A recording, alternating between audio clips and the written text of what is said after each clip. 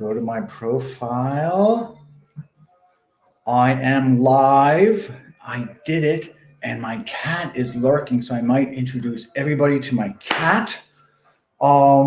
If she will get close, I will grab her and I will bring her to the camera. So, hello everybody. Want to make sure. Let me just do this. And now I'm back. Okay, I was doing something else. Okay, I am back. So this right now it's 8:33. So I'd like this to only take about 20 minutes or maybe 25 minutes.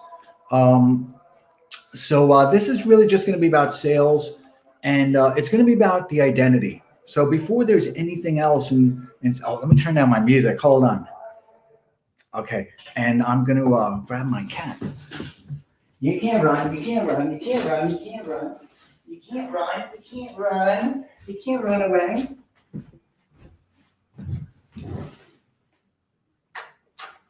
So now we can talk about sales. This is really exciting. So where we left off last, I did a Periscope, and it was meant to be perishable. I don't like books about sales, and I discussed that during that Periscope, and I discussed it during a podcast that I did with Jim, and someplace I'll retweet that so everybody has a chance to see it. And this is really just kind of done for me, and hopefully people can enjoy it as well. So for me, I described it recently as I'm showing like my kids' baby pics, because that's the way I feel about it. Sales is an important part of my life. And I've always described myself as a little bit of a futurist. And even as a kid, I knew I was good at sales. However, it really wasn't until my career was over that I had a chance to look back and assemble all those little pieces of everything that happened in my life and turn it into kind of a philosophy. And I do think about it as a philosophy. So I'm going to have a drink of soda. And my cat is still lurking around, so you may see her again. So hi, Gary. Thank you so much for being here. And hi, Satoshi Yi. How would you sell virtual reality to the masses? Well, we're not going to discuss any of that. We're not going to discuss your product right now, because your product comes second. Everything that we're going to discuss is what comes first. And it's not just going to be about selling an item, or it's not just going to be about a transaction. And it's not just going to be about, exchanging phone numbers or cold calling, because that's all. I describe these things as an assembly line, and hopefully everybody had a chance to hear my last Periscope. And I described the stations along an assembly line, about how you put a prospect on and you set the expectations for where they're going to be on the next station and the next station, and how you move them along. And you're literally putting them on it and then pushing them along. And then it's a very sequential type of thing. But the first thing, I suppose, is that assembly line has to be built in your head. And it's not just the sales assembly line about how, what the different stages of a sale are. It's actually about yourself. So what I mean, I still didn't drink my soda, did I? So what I mean by that is you've got to sell yourself to yourself. And that's a very difficult thing to explain to people. So we're going to spend a few minutes doing that.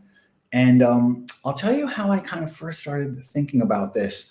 I would sit in my office and I would watch people who were working, and we would speak before they came, when they would come into the office and before they started working, or, at the end of the day. And I would kind of interrogate them a little bit. I would watch them, but I also wanted to hear them kind of explain themselves and what they were going to say, and their own frustrations or their own successes. And it just seemed to me that they were going through the motions, right? They were doing what was observable to themselves. So they could see it. They could write it down on a sheet of paper. I made this many calls. I made this many presentations. I did this. I did that. I followed up with this person. This person didn't follow up with me. So they had all the metrics, but that was kind of like a facade. It was inauthentic. It wasn't real. So we need to get to the real, which is what's in that person's head. What really makes one person successful and the other person not successful? I think about this a lot.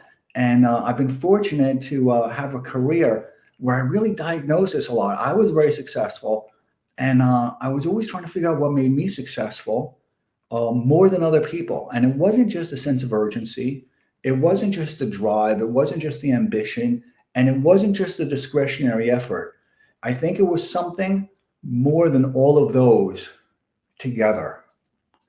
Several years ago, about 8 years ago, I started practicing meditation a lot. And it's something that you're never really that good at. So I can't say I've improved, but I've become much more aware. And one of the things I've become aware of is my own sense of identity. So I think to be successful at sales, you have to have a very good sense of your own identity. And before you even think about selling something, you have to have an awareness of how that fits into your identity. A lot of people don't like the idea of selling. They don't feel comfortable with it. It might be their job. They might enjoy kind of the meet and greets or some element of it, but there's some part of themselves that either there's a little bit of shame or there's a little bit of embarrassment about it. And that's because there's a vulnerability. There's a vulnerability to asking for something. There's a vulnerability to exposing oneself.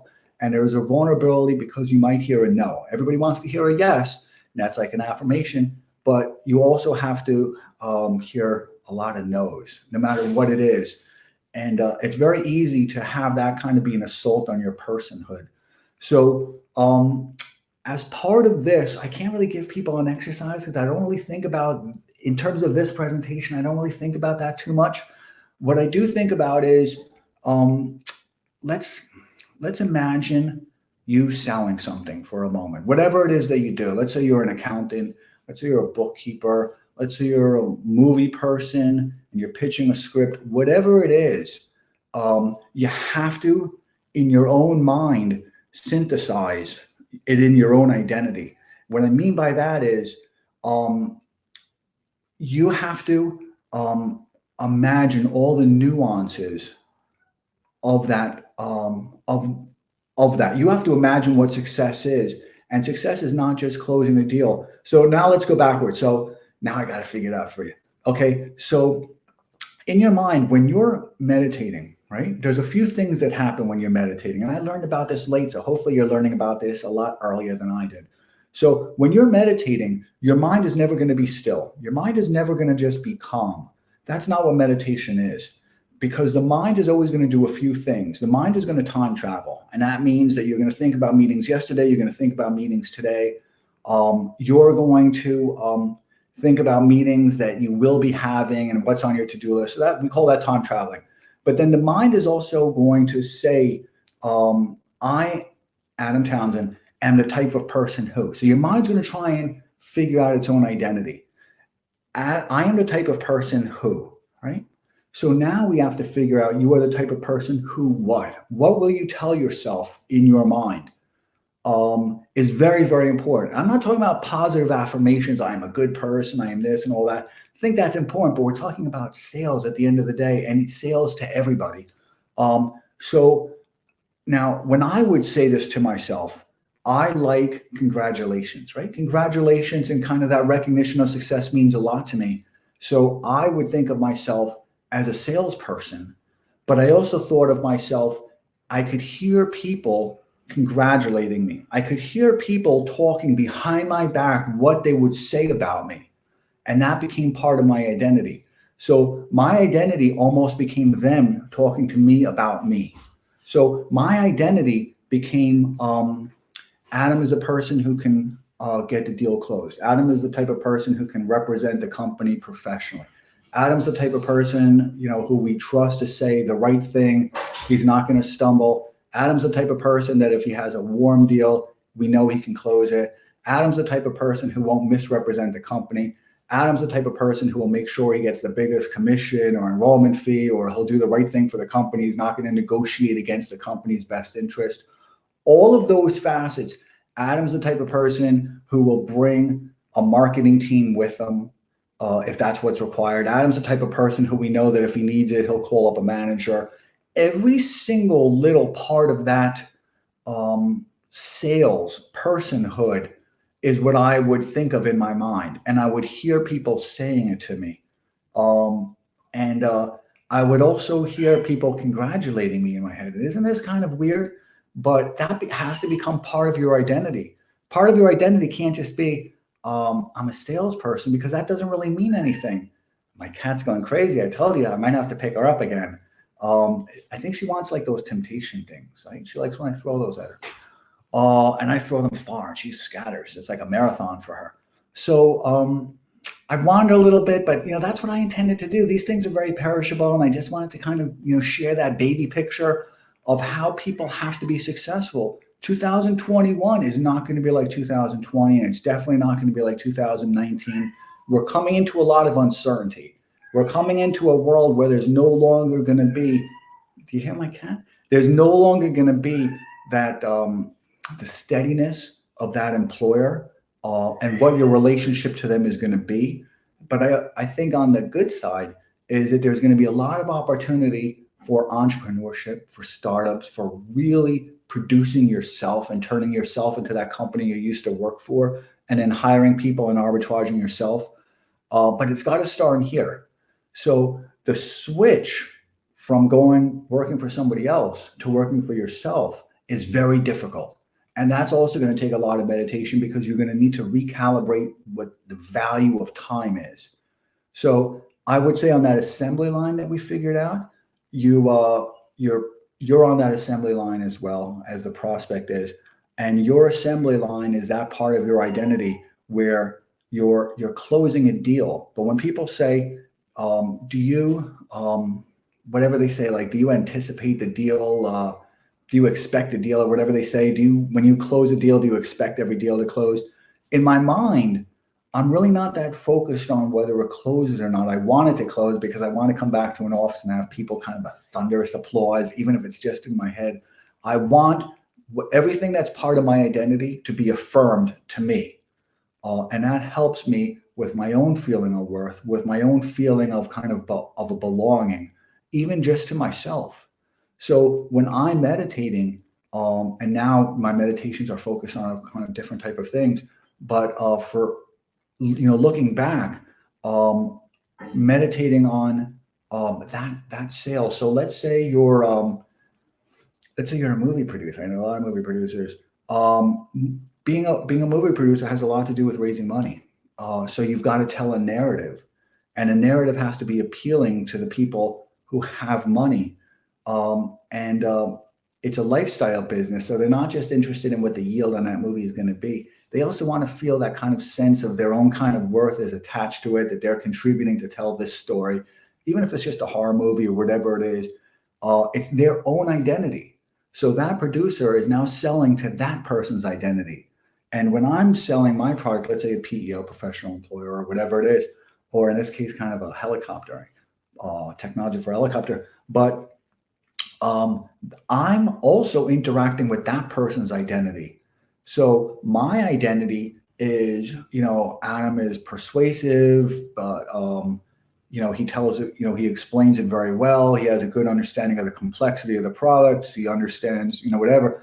That person also has their own self-identity, and their self-identity might be, Joe or Mary, whatever their name is. I am a good negotiator. I am good at vendor management. I can present myself as a hard ass to people, and whatever their identity is, you're also interacting with their identity. So at some point, there has to be a little bit of a breakage of the ice where you're both kind of aware of each other's identity and how you value yourself and how you can kind of complement each other. So I can still appeal to that person's identity, that they're doing the negotiation and they're doing everything because I want them to fulfill their identity. And they're really going to allow me to do the same thing because I've always charged a lot more than everybody else. And because, as I've described it before, all of this, what I've described to you, is actually a premium product, right? Intimacy is always in human relationships going to be a premium product. So I wandered a little bit, but I said these are perishable, and I wanted to make this short. So I see a couple of questions, and I want to address them. So Satoshi Yi, thank you very much. And they said again, how would you sell VR to the masses and virtual reality to the masses? I don't know. I have no idea. But you've got to ask yourself that in your head. And it's not just how would I sell. I'm not talking about the script. I'm talking about yourself finding value in Satoshi Yi selling virtual reality to the masses. Does that make sense to you? So, Dr. Sekzi, thank you so much for being here. I remember seeing one of your periscopes recently. Um, Matthew Webley, that's a beautiful picture. Um, a lovely picture, and I love the dog picture too. So, any tips on starting meditation? I'm not an expert at it. I still go to a lot of meditation retreats. This year I haven't, so I feel that absence in my life. Um, I do a lot of retreats. They're really helpful because to be really good at meditation, honestly, does require not just practice, but it also requires a lot of guidance. So unfortunately, we don't have that kind of intimacy in our guidance right now. So it has to happen kind of virtually, and I feel there's a little bit of a loss there. There are some good books I would recommend, and Kelly McGonigal wrote a really good. She teaches at Stanford. She wrote a really, it's an audiobook. She did a really good audiobook on meditation, which I found very helpful, really helpful. And it was probably one of the things that really gave me an assist to help me feel more comfortable that my mind couldn't relax, right? Because we all think of meditation as I'm going to sit on top of a hill and contemplate things. And it's not that. It's kind of a little bit of a struggle because that thing that you're contemplating is, I want to put those thoughts aside, right? Because your mind is getting flooded with all these thoughts. So a lot of your meditation is going to be, for me at least, taking those thoughts, and I imagine, depending upon where I am, but I imagine putting them into closets, right? I imagine them bursting out and me just kind of putting them into closets. So, I'm not an expert at it. I can't tell you. I can only tell you kind of what I do and how I did it. So let me see this question. Eric, hey man, how do you understand your time use in terms of working for yourself versus others? Okay, so that's an interesting question because one of the things that's going to happen to everybody right now is everybody's going to come into 2021, 2022 different. No matter what, we can't go back. And I've discussed it as dark city and whatever it is, but I we can question and we can look back one day and be nostalgic, but right now we can't because we all want to succeed into this new world. So what I would say is we're all going to have to learn to recalibrate time and what time means, because when you're working for somebody else or when you've got a much more rigidly defined work environment, your time is allotted for you. You don't really have that much discretion. You can take lunch here or you can take lunch then, and you can spend 20 minutes extra on the phone or doing this or doing that, or doing chores or whatever you want to do. But at the end of the day, that your time has been allocated for you, and you're just kind of obliging it and accommodating it. So, but now it's going to be much different because when you're in that environment, you have no value of time. Time is something that's you've leased yourself. Now you've got to recapture that, and even if you're working for another company, you're going to need to recapture that because the assuredness of employment isn't going to be there going forward, and you're always going to have to be thinking about entrepreneurship, about creating something new, and whatever you want to create that's new, it's got to start in your head. It's got to start with your identity. It's got to start in your head. So somebody said, let me just scroll through. Thanks for putting this together. It's like a corner on a puzzle. Yeah, thank you. And I'm just kind of babbling through it. I don't know how this is going to come out, but I don't really care, right? Because I'm showing you my kids' baby pictures. Matthew, Sam Harris had a great meditation app. Thanks for answering, Adam. Oh, okay, cool. I'm not into the apps, though. I got to tell you honestly. I don't like apps. They interfere a lot with meditation. So I can't say, and I'm not an expert. I can tell you the people that did everybody here see the Periscope that my wife did, or I led it? It was Investor Series 7.5, and instead of investing kind of in an outworld and in outwards way, which is what we all have to do to be on the right side of the tracks. This was about investing in our own self, and which we have to do also to be on the right side of the tracks. So it was my wife with Nina Rao, and she led a chant of the Hanuman Chalisa. But then we discussed kind of, ourselves, and it's really, really good. And I would definitely suggest, and I would tell you, I don't think I've ever seen Nina on her phone. Right, like Janavi and a few other people, Krishna Das. I don't think I see them on their phone too much. So I'd be very cautious of those phones. I think that they're intrusive. And this is a person who lives on Twitter, but I think those phones are going to be intrusive to your meditation. Um, Thank you, and thanks for the compliment. Oh, thank you. So I guess you're talking to each other. Okay. So Dr. Sexy says, I really appreciate your time. And Chuck is here. Hey, Chuck. Chuck is a genius, by the way. People should check out his blog. Repetitive exercise can be good for meditation. It's all about repetition. And I don't want to say I'm an authority on it or I'm an expert, because there's no way I am. I don't think any of us can be. Maybe a lot of us have done it more than others, but it's difficult, and especially when we're living in a world with so much anxiety. So Ryan says, "What's up, Adam? Hey, yo, what's up with you? It's a nice picture too. Oh, I like that picture. It looks like you're with. I can't really see. It looks like you're with a daughter or your significant other. So I want to see. I saw somebody say, Gary said, okay, my fourth year with TriNet, great product allows me to focus on deals, not HR. How did you start? We're not going to really talk about that, Gary, and I'm glad you're using them. We're talking about your identity. TriNet is a great company, but I want to really focus on the identity part. And I was one of the first investors. It was started by Martin Babinick, and then Bessemer came in, and I came in, and then General Atlantic Partners came in, and I came in again, and then they bought Jevity, and it worked out really well. And then they brought Jevity private, and then they brought it public again, and everything worked out. But most important thing is, even in selling that and building up that sales team, is when you're hiring for a company like TriNet or an IBM. IBM was known for creating the best salespeople in the world. Really, they really did. And IBM sold a premium product, right? They were never kind of negotiating on price, even when they had competition. And they would win by attrition because they could afford to, because they had a stockpile of cash. So what they were doing is hiring the best. But if you're going to hire the best, what makes them the best? What makes those people the best? That's what we're talking about. What makes them the best? So Eric says, how do you understand your time use in terms of, I already answered that question, because I'm just going to rip through these. And your cat is selling too. Everything is selling. And that's what I've tried to reiterate to everybody. We are always selling ourselves. Always. I shared with you a little bit of my intimate life, right? And you saw it. I was not unaware of sharing that. I wanted to share it. I love my cat. I like people. And I wanted to share because I love my cat. I get to kiss her in front of everybody else. And my cat didn't even like it, but at that moment. But of course, I'm aware of it.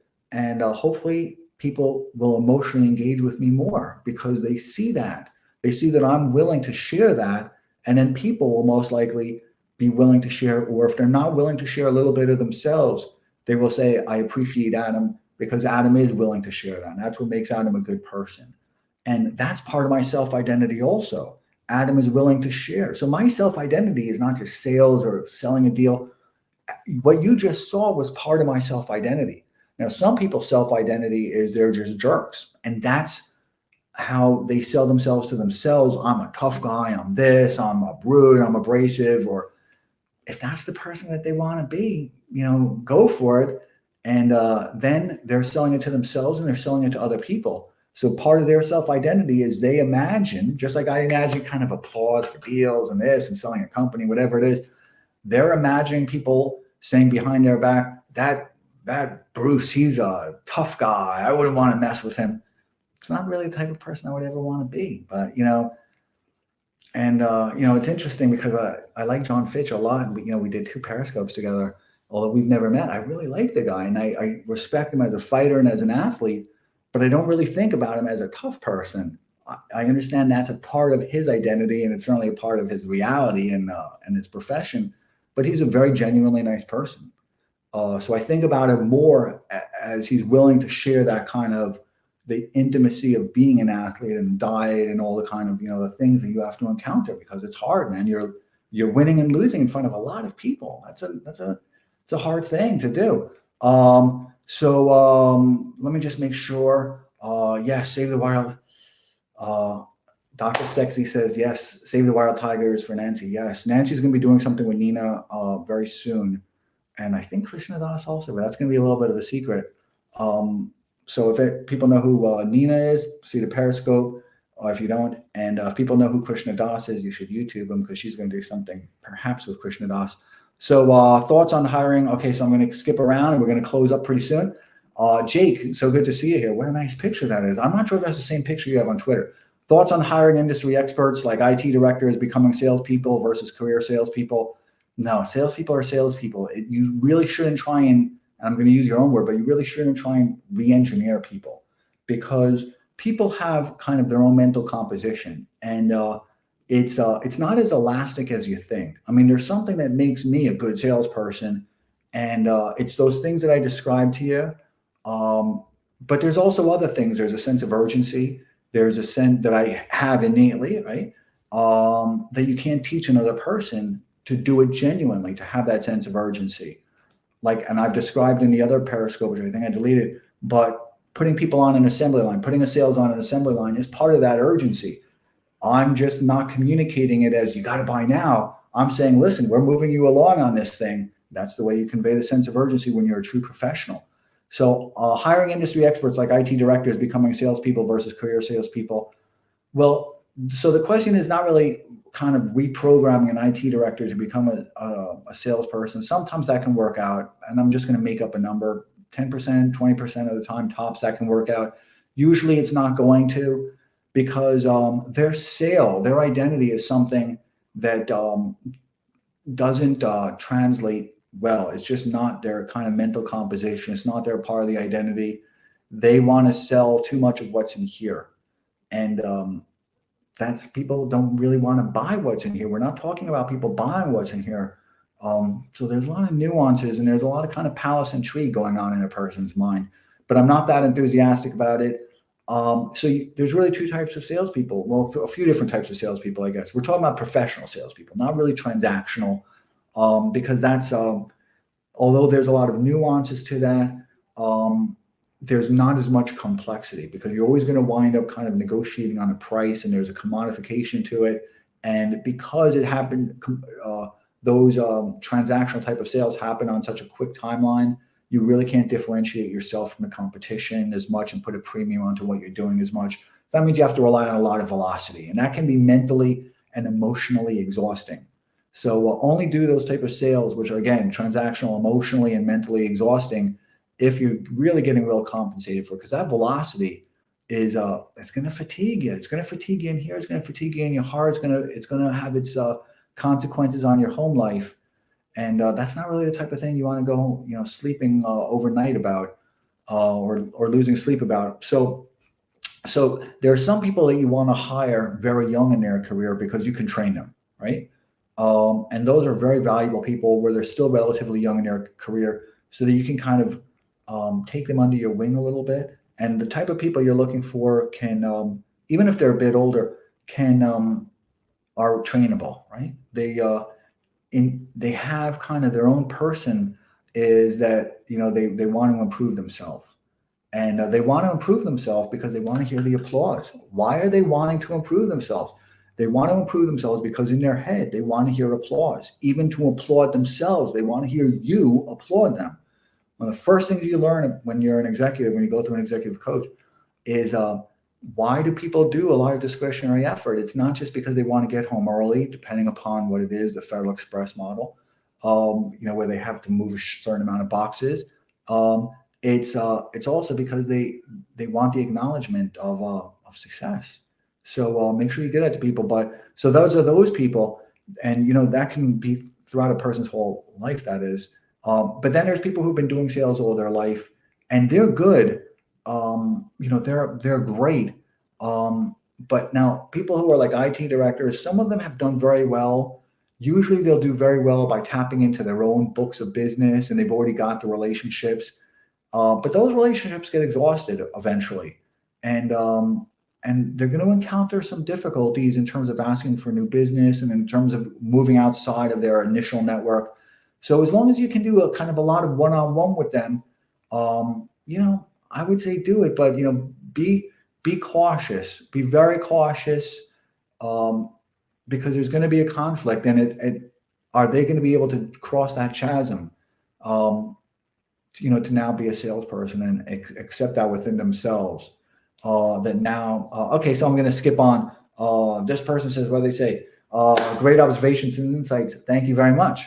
Um, and Eric, again, how do you resolve internal conflicts? You got to work at it. And it's something that Jim O'Shaughnessy and I have discussed a lot is we both keep a daily log. There's no other way to observe your behavior than to keep a daily log. You can record when you're depressed, when you're not depressed, what time you wake up in the morning, what time you get out of bed in the morning. Um, some of the ones that I've done, am I delusional? Am I talking too much? Am I listening? Did I not listen enough? Did I speak too much? There's a lot of different things that you can do. So it really depends upon where you are in your life and what type of behavior you're trying to observe. But observing time is one of the most important things. So I would certainly recommend, and Chuck would, I'm sure, agree. Chuck is here someplace that on the Shortness of Life by Seneca is going to really be very helpful to everybody in their professional career. Um, because it really does remind you to get things done. And then Epictetus as well. And these are both people who wrote in Roman times when life was very violent and the emperor or the senators could kill you like that. And they didn't have to offer any explanations. If they wanted you gone, you were gone. So it was how to live in very violent times and how to survive and live in violent times. And certainly, Seneca endured as long as he could, just as Socrates did. And I still hold a grudge for them killing Socrates. But so I would say everyone should read Epictetus because he does give a lot of guidance on even today's climate, which is we're in a hyper competitive market. We're going into one that's much more. So I think a lot of people here are going to be starting their own business, which is great. I think you'll make a lot more money. But the only way you're going to succeed is if you do it better and you're more determined than the other people who are starting their new businesses. Reality, they'll win if you don't win. They'll win. If you don't win, they're going to win. So you better, get it going. It's a hyper competitive thing, and just put that as part of your identity also that you want to win. You want to win. These people are your adversaries. I hate to say enemies because you can have a very good relationship with them, but they're your adversaries. They are. And you need to have a little bit of contempt because the world is now, going to be assisting the entrepreneur, but you gotta beat the other entrepreneurs that are being, that are moving through it. So let's see what else I'm missing, and then we're going to break it up. Gary says that's the car business. Okay, I'm not sure what you said, but I must have missed something there. Gary's awesome, by the way. Gary, I want to know how your business is going. I remember discussing it on Jack Murphy's Limited Order. Any fond sales moments early in your career, maybe a humbling moment? A lot. I've had a lot of humbling moments, just so many. And I've had a lot of incredible moments. And I don't think I play a lot of Scrabble. And people always say, well, what was your biggest word that you ever did or your highest point word? That's not really how Scrabble is. There's a lot of strategy to it. So some of the best plays are the strategic ones where you have every opportunity to lose a game and you can win it because of certain strategy, playing the tiles and having, checking off the tiles, what's in the bag and probabilities of pulling a tile and etc. And expectation of what your opponent's going to do. So the great sales moments I've had, there's so many, but they're interesting because like one of my favorite that I think about sometimes is when I learned to whisper a little bit. So when you're in a board meeting or you're in a meeting with a lot of people who may not love salespeople as much, is you have to establish some type of an authority, not over them, and they're not, and you don't want to present yourself as their peer because you're not their peer, but you want to bring them to you. And one of the things I've learned, and I've done it repeatedly now, and it's I hate to say it's a trick, but it's something that you should think about, is I lowered my voice so they had to come in a little bit to me. And I did it not so much that they would object to it and say, can you speak up a little bit? So I learned that accidentally. And it served me pretty well. So that was a pretty fun sales moment when I realized that bring those people closer to me because they were standoffish. And for whatever reason, I had to whisper a little bit and they came closer and they came into my world and it was really good. And it was a big sale too. But there was just so many, and there's so many I haven't had a lot of losses, to be honest with you, because I've always wanted to win. It's just such an important part of my own identity of how I think of myself and the words that I hear other people saying about me. So I've always been the competition, and if I don't, it's um it's it's not because of my failure. It's maybe because the prospect was looking for something cheaper, and I'm not a cheap guy or whatever. I can't really say, but Chuck says, got to get after. Yeah, I can imagine you talking about Seneca because Chuck is awesome. This is live. This is live. This is live. No worries. So please feel free because we're going to close up pretty soon. Ask me anything.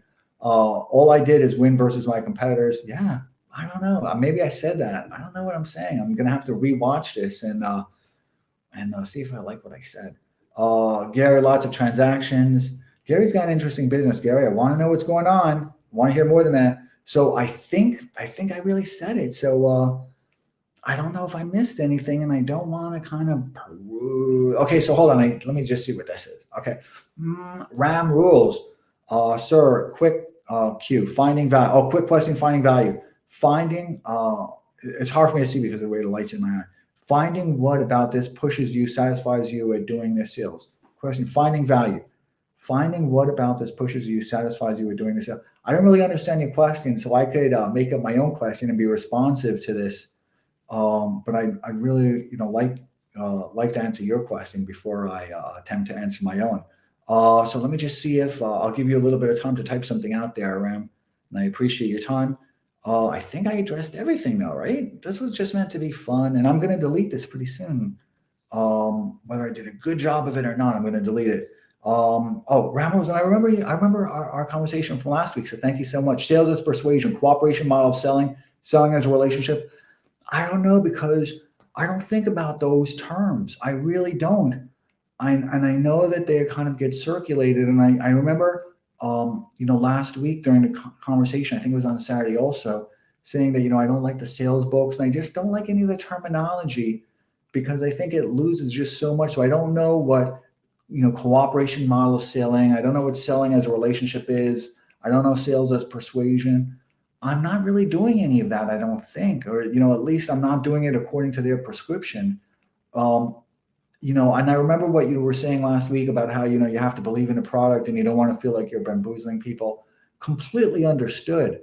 So I'm really not trying to persuade people because most of the people, if you're already encountering them in a sales type of situation, or any type of situation, they've already philosophically made the determination to buy. Now, all we're just trying to get is for them to buy from you.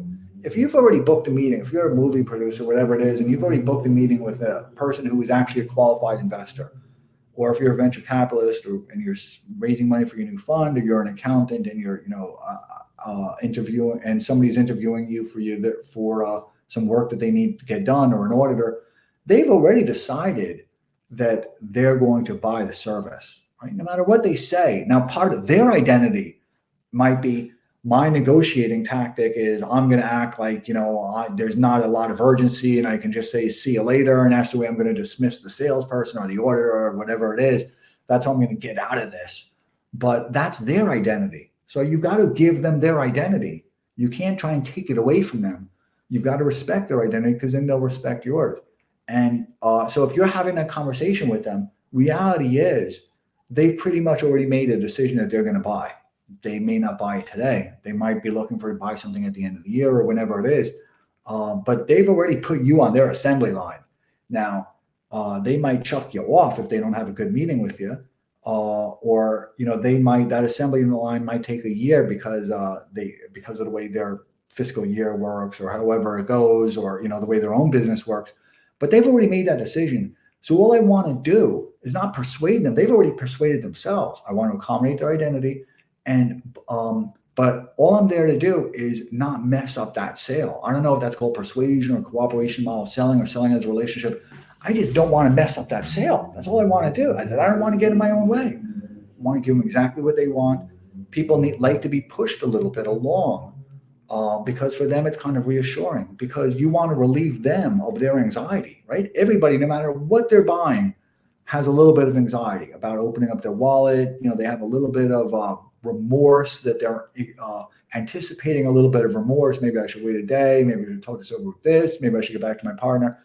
So, you're assisting them by pushing them along. That doesn't mean pushing them inappropriately, or that doesn't mean challenging them or pushing them into an uncomfortable place.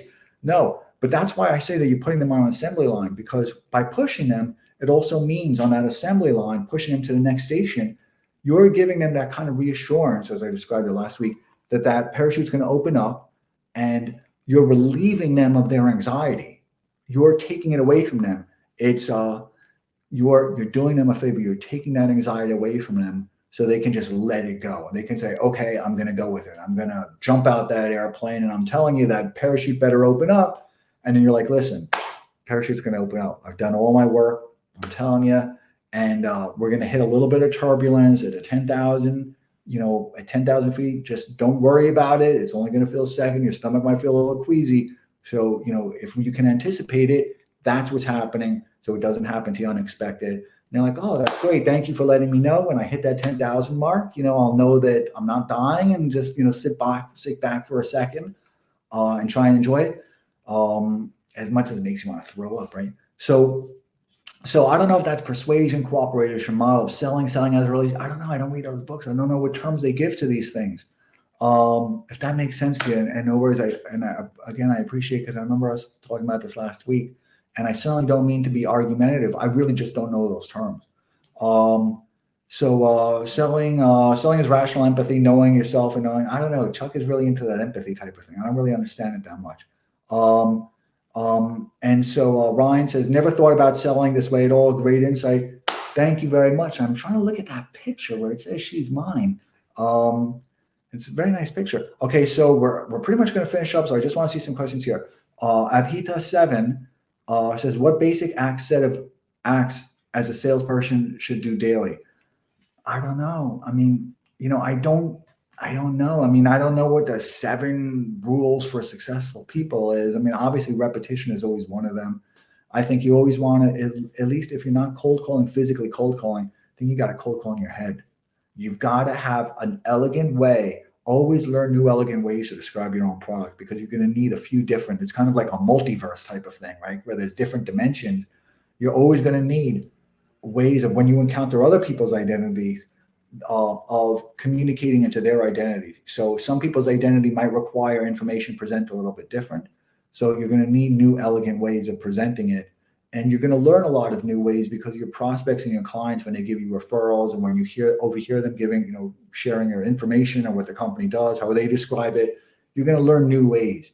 So you got to synthesize that. But I would say, what should you be doing daily? I don't know, but definitely cold call into your own mind in terms of thinking about the most elegant way of explaining every single facet of the company, not just a cold call of it, but every single facet, every single process. Be better than everybody else. I'm telling you, be better than everybody else. Sleep it.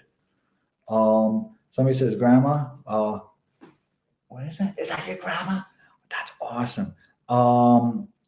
So I think that's it. Do a scope on Scrabble strategy. No, because there's people that are a lot better than me. I used to be good, but then I don't really care. You got to be, to be good at Scrabble requires a tremendous amount of repetition, and it's got a very diminishing return. So I don't want to spend the hours a day required to be a championship. Until it's empty says lift weights. I think I know a little bit about lifting weights. I'm in pretty good shape. What caused you to know you could sell? Gary says, I knew as a young kid, because I knew I had a very good personality. I knew I was very charismatic. I knew at that point I was kind of cute, and I could kind of like push that to my advantage a little bit. And I knew I was going to need to acquire mentorship. So I knew that would that charisma would help me. People would find that willingness in me. So I knew that, and that make that a personal investment in me. And I was prepared to make that personal investment in other people as well. So I knew that I would sell, and I hated school. I thought school was for idiots. And, I think we're coming into a future where I'm going to be proved out right, because, the school is for idiots now. There's just no way around it, unless you're going to MIT, getting an advanced degree. If you're going to start up your own business, get out of school, because I'll beat you, man. I beat everybody. Because while people were getting their MBAs, I was already in the job they wanted when they completed their MBA. Okay? Think about that. By the time they were finished, because they were so afraid to get into the real world, I already had the job that they wanted. CGA, Bill says, how do you figure out someone else's identity? Well, there are certain patterns. And one of them is, when you're dealing with somebody on the other side of a trade, on the other side of, that they're holding the checkbook or whatever it is, part of their identity is going to be vendor management, right? So part of that is going to be, I've dealt with vendors before, and I'm going to present myself this way, and I'm going to say this, and I'm going to say this, and I'm going to whatever it is. But then there's also how they greet you. Do they offer you water? The cordiality of the encounter means a lot, right? Do they offer you water? Do they meet you at the reception and bring you to their desk? Do they walk you to the front door? Do they thank you for the time? Are they responsive to the emails? Because this is all part of their identity. Because if they're responsive to the emails, it's because their identity says, their identity when they think to themselves is Adam or Mary, whoever it is, I'm the type of person that responds to emails quickly. I'm the type of person that is very responsive to emails. I'm the type of person who gets things done. I'm the type of person that lives on a to-do list. I'm the type of person that I want other people to say he's responsive or she's responsive, right? That's that person's identity. So, my wife is very responsive to when people send her an email, she, gets right back to it. And it's because it's her identity. And if you were to ask her about it, she would say, yeah, she's not going to say it's part of my identity. I think about it because it's so much a part of her that she hasn't kind of philosophized about it yet. I've just had the time benefit of being able to kind of think about these things, like that old person growing their nails long and contemplating life and whatever they do, and then you go back into the cave and contemplate some more.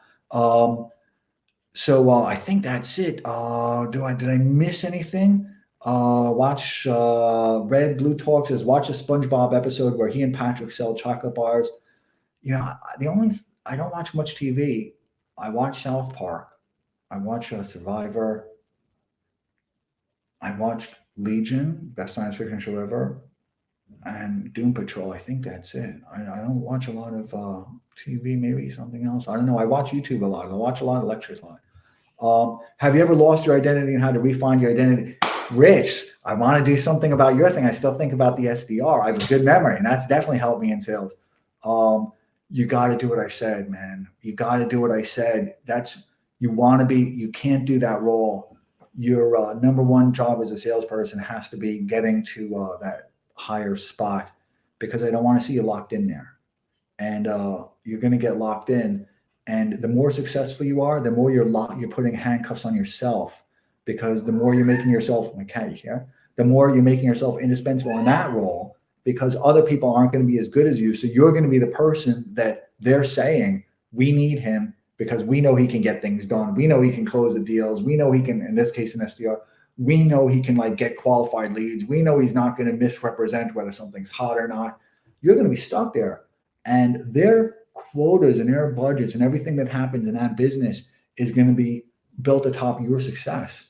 So, then the longer you're there, the more difficult it's going to be to get to move up laterally, because you're going to be so good at what you do. You're not going to be good at the higher role, and you're not going to be able to jump that mental chasm to a different part of the sale. So you got to do that. You got to do it no matter what. And if they're not offering it to you, you might have to just walk away and just say, listen, this is where I think I can do it, and maybe negotiate a deal where you're on probation or something, whatever it is. You got to get to that higher thing. So I think I've addressed everything. What have I said? Somebody says something here, and then we're going to go. Your number one job is to listen to the customer very, very carefully. Well, I don't know if that's your number one job. I don't know. That sounds a little bit like sales booking. I hate those things. I hate those sales blurbs. But I don't know, because, they're also listening to you, because, if you're selling this, let's say, Gary uses TriNet. TriNet is the same for pretty much every single customer. Now, they may utilize it differently, but it's pretty much the same. So I know there's kind of boilerplates that if they're a 10-person company, they're not going to need me for the recruiting. They're going to need me for this or for the benefits or whatever it is. So there's certain boilerplate type of things. So I don't want to hear them spill their life story to me, because I don't really care. I don't want to hear about all their business talk, because I don't really care. We're trying to get something done. That person's got a business to run, and I've got a business to make sure that they're profitable so they can run. So let's just get it done, and that's part of I guess what the other person said, collaboration. But we're both in an agreement that they're philosophically made the decision to buy something, and they're just not sure if it's for me. And they want to understand, the product, but they also want to understand that the salesperson is going to get them through it, and that parachute's going to open up. And I don't really care all the time what they have to say. I don't want to listen to them very, very, very, very carefully. I want to listen to them. I appreciate every single thing that they say, but I want to push them through on that assembly line. And if they say, no, I don't want to go to stage two, I'm going to toss them, or they're going to go to stage two, So I don't really care. I mean, you can lose. I've seen businesses go out of business because they listen to their customers too much. Customer said, I want this, and I want this, and I want this. You know how many businesses have gone out of business? How many companies have gone out of business believing their customers or believing their prospects? So no worries. Yes, get on the same table of customers. I know you're a fantastic salesperson. I can tell already. We just don't use the same language, but I can tell you have that kind of. It's you. I mean, I can definitely tell you're sleeping it, which is good. You're eating it and drinking it. So I think we've covered everything. And if anybody wants to say anything more, then please do. And other than that, we went 51 minutes, so it's longer. I see this, so I want to get that. Big time, big Tim EP. It's really about the self, physical, mental. If you are solid with that, sky's the limit. Okay, that sounds good to me. And this person says, until it's empty, TNETNB, the IT crowd. I don't know those type of, I'm sure that means something in that thing. It's just that I don't know what it is. I don't know a lot of that type of stuff. So I just want to make sure there's new comments here, and then we're all going to go because we all had a lot of fun, and I think we're done. So I've had such a wonderful time. My cat is right here. Everyone's going to get to see my cat again. Nope. She ran away. So she's my baby. That's Annie. And Nancy has Himmy, who's a Maine Coon. And that's it. We did it. Thank you, everybody, for your time. And thank you so much for your interest. And, we're in stressful times. 2021 is going to be awesome. 2020 is going to be awesome. 2021 is going to be awesome. And let's just enjoy it and make it all happen. So everybody have a wonderful day. I'm going to put something else up here. So that's kind of the closing thing. And everybody have a wonderful day. Bye. Now.